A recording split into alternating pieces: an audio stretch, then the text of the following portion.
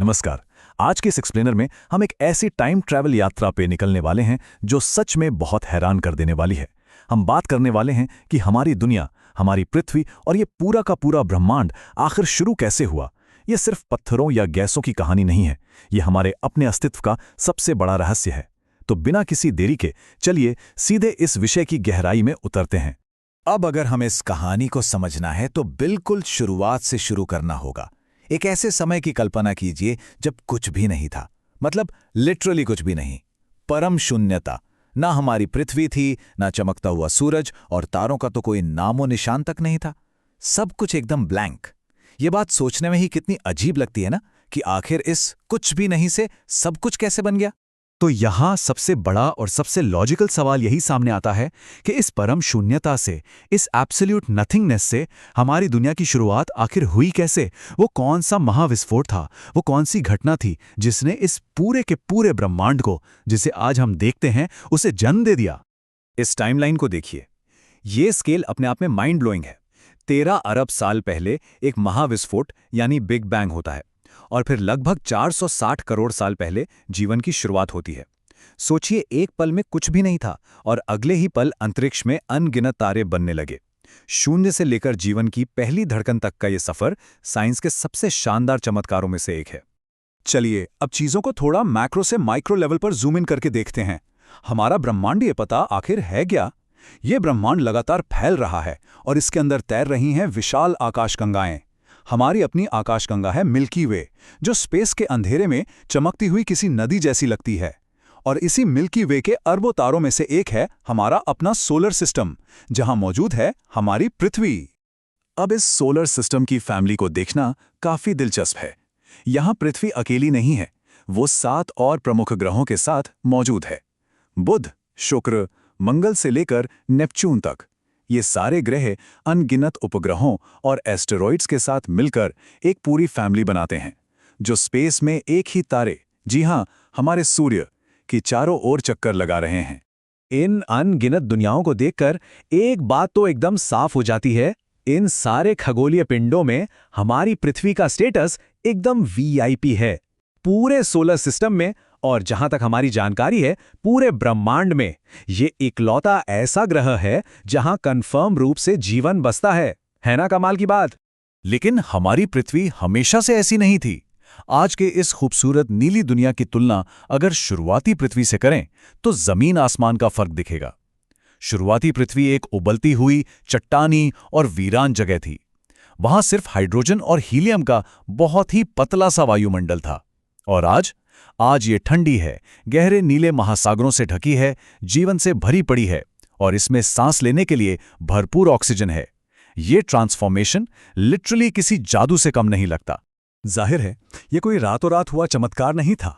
लाखों करोड़ों सालों में पृथ्वी ने धीरे धीरे एक लेयर्ड यानी परतदार स्ट्रक्चर डेवलप किया। वायुमंडल की सबसे बाहरी सीमा से लेकर पृथ्वी के एकदम सेंटर यानी उसके कोर तक हर एक परत एकदम यूनिक है। इसी लंबी और जटिल प्रक्रिया के चलते हमारे लिथोस्फीयर और एटमॉस्फेयर ने अपना सही आकार लेना शुरू किया।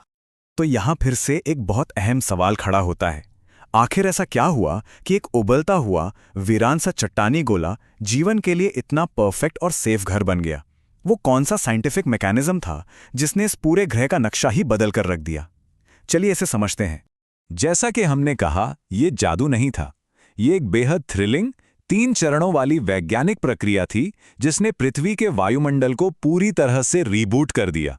विनाश से सृजन तक की एक ऐसी प्रक्रिया जिसके 3 बहुत ही स्पष्ट स्टेज हैं। चलिए एक एक करके इन स्टेजेस को डिकोड करते हैं। तो सबसे पहले बात करते हैं स्टेज 1 की। इस दौरान सूर्य से आने वाली तेज तूफानी हवाओं ने, जिन्हें हम सोलर विंड्स कहते हैं, पृथ्वी के उस शुरुआती हल्के वायुमंडल को लिटरली उड़ाकर रख दिया। जो थोड़ी बहुत हाइड्रोजन और हीलियम गैसें थीं, वो इन शक्तिशाली तूफानों के आगे टिक नहीं पाईं और स्पेस में ही कहीं दूर खो गईं। फिर शुरू होता है स्टेज 2। हमारी पृथ्वी अब धीरे धीरे ठंडी हो रही थी, और इसी के साथ एक प्रोसेस शुरू हुआ जिसे डिफरेंशिएशन या विभेदन कहते हैं। इसे आप ऐसे इमेजिन कर सकते हैं जैसे किसी बहुत गर्म चीज़ के अंदर से भाप का बाहर निकलना। पृथ्वी के बहुत गहरे हिस्सों में जो गैसें फंसी हुई थीं, वो अब सतह को चीरते हुए बाहर की तरफ निकलने लगीं। अगर इस टेबल को देखें तो समझ आएगा कि बाहर आ क्या रहा था। ये एक तरह का बहुत ही जहरीला कॉकटेल था। जलवाष्प, नाइट्रोजन, कार्बन डाइऑक्साइड, मीथेन और अमोनिया, ये सब भारी मात्रा में वायुमंडल में भर गए। लेकिन सबसे बड़ी बात क्या थी? इस पूरे मिक्सचर में फ्री ऑक्सीजन बिल्कुल मिसिंग थी। वही ऑक्सीजन जो आज हमारे लिए और किसी भी कॉम्प्लेक्स लाइफ के लिए सबसे जरूरी है। इसके बाद आता है स्टेज 3, ज्वालामुखियों का दौर। इमेजिन कीजिए एक ऐसी दुनिया जहां लगातार बिना रुके भयंकर ज्वालामुखी फट रहे हैं। चारों तरफ बस आग, लावा और धुआं है।